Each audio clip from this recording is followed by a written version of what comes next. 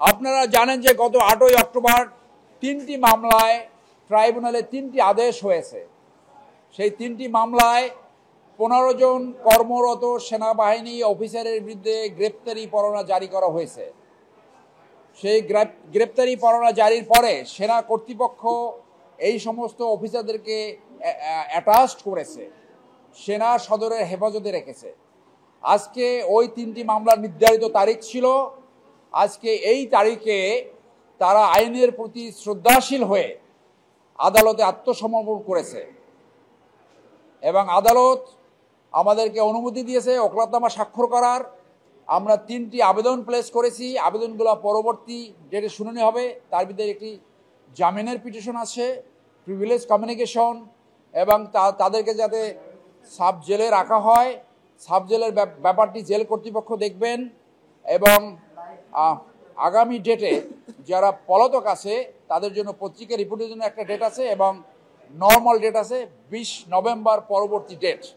এখন তাদেরকে সেনানিবাসে যে সাব জেল ঘোষণা করা হয়েছে সেখানে নেওয়া হবে। এইটা আত্মসমর্পণ। টেকনিক্যালি প্রসিকিউশন বলেছে গ্রেপ্তার, আমরা বলি আত্মসমর্পণ। কারণ তারা আজকে সকালে স্বেচ্ছায় এখানে আসছে, পুলিশ যে তাদেরকে গ্রেপ্তার করা হয় নাই। অ্যাডমিনিস্ট্রেটিভ সুবিধার জন্য তাদেরকে একটা গাড়িতে আনা হয়েছে। নিরাপত্তা এবং প্রশাসনিক সুবিধার কারণে এই ফ্যাসিলিটিটা ব্যবহার করা হয়েছে। তারা প্রকৃতপক্ষে আত্মসমর্পণ করেছে। আইনের 2টা কার্ডিনাল পয়েন্ট আছে। যখন অফেন্স কমিশন হয়েছে সেই সময়ে যে আইন ছিল সেই আইনে বিচার করতে হবে। আরেকটা হলো until and unless convicted by any competent court everybody shall be presumed as innocent. সেইটাকে ভঙ্গ করা হয়েছে। এই অ্যামেন্ডমেন্টটা একটা, আমি বলবো যে অত্যন্ত একটা খারাপ অ্যামেন্ডমেন্ট হয়েছে এবং এইটা যদি বহাল থাকে, আমি আশা করি এইটা হাইকোর্টে চ্যালেঞ্জ হবে। এটা যদি বহাল থাকে তাহলে এই ক্লজটা ব্যবহার করে সমস্ত বিচার ভবিষ্যতে ভণ্ডুল হয়ে যেতে পারে বলে আমার আশঙ্কা প্রকাশ করছি। ফেসিজমের সময় যে প্র্যাকটিসটা হয়েছে, আপনি বলেন যে ওই যে আইনের কার্ডিনাল পয়েন্ট বললাম যে অফেন্স যখন কমিশন করেছে তখন সেই সময় বিদ্যমান আইনে শাস্তি দিতে হবে। আপনি জানেন যে কাদের মোল্লা কি হলো, আপনার শাহবাগের একটা নাটক হলো, তারপরে তার যখন রিভিউ পেন্ডিং ছিল তখন ফাঁসি কার্যকর করা হলো। এটা তো কোনো আইন, ওটা তো জঙ্গল। তো সেই জন্য আমরা বলছি যে ওই ধরনের যে ফ্যাসিজমের সময় যেটা হয়েছে সেইটা এখানে প্র্যাকটিস করা যাবে না। ন্যায্যতার জন্য 5ই আগস্ট ঘটেছে, বিপ্লব ঘটেছে।